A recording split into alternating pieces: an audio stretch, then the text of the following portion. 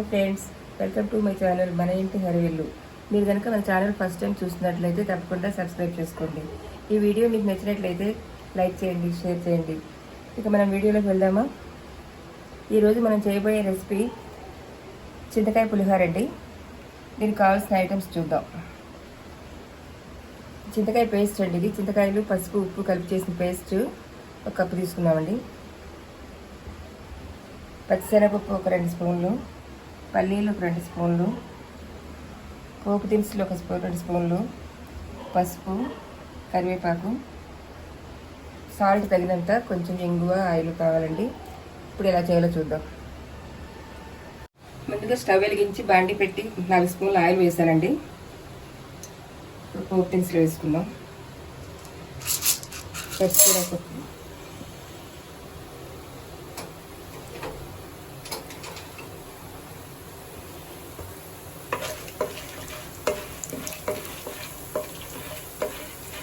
పులిహోర చాలా టేస్టీగా ఉంటుందండి.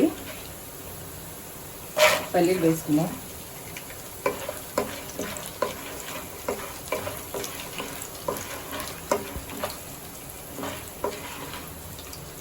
వేగినాయండి. కూపు సామాన్లు వేసేసుకుందాం. ఆవాలు, మినపప్పు, ఎండుమిరపకాయలు, ఇంగువ,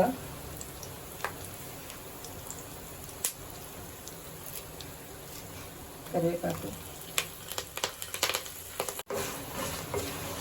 బాగా వేగిన తర్వాత మనం చింతకాయ పేస్ట్ వేసుకుందామండి. ఈ చింతకాయ పేస్ట్ అప్పటికప్పుడు చేసుకోవచ్చు అండి, లేదంటే మనం సంవత్సరానికి ఒకసారి చేసి పెడతాం కదా చింతకాయ పచ్చడి కోసం.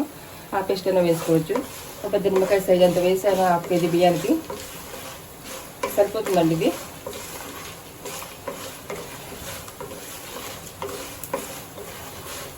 ఇవన్నీ బాగా వేగిన తర్వాత మనం ఈ చింతకాయ పేస్ట్ వేసి కలిపేసుకుందాం.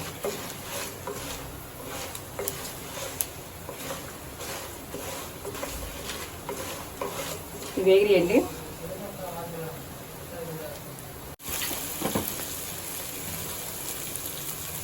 ఒక 1/2 కేజీ రైస్ ఇలా పొడి పొడిగా వండుకోవాలండి. దాంట్లో కొంచెం పసుపు కలిపాను. ఇది వేసేద్దాం దీంట్లో.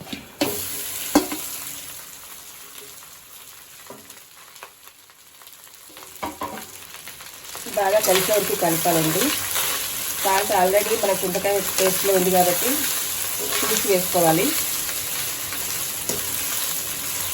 మనం ఇదంతా బాగా కలిసేలాగా కలుపుకోవాలి. చింతకాయ పులిహోర రెడీ అయిందండి. చాలా టేస్టీగా ఉంటుంది. తప్పకుండా ట్రై చేయండి. Thank you. లైక్ చేయండి, షేర్ చేయండి,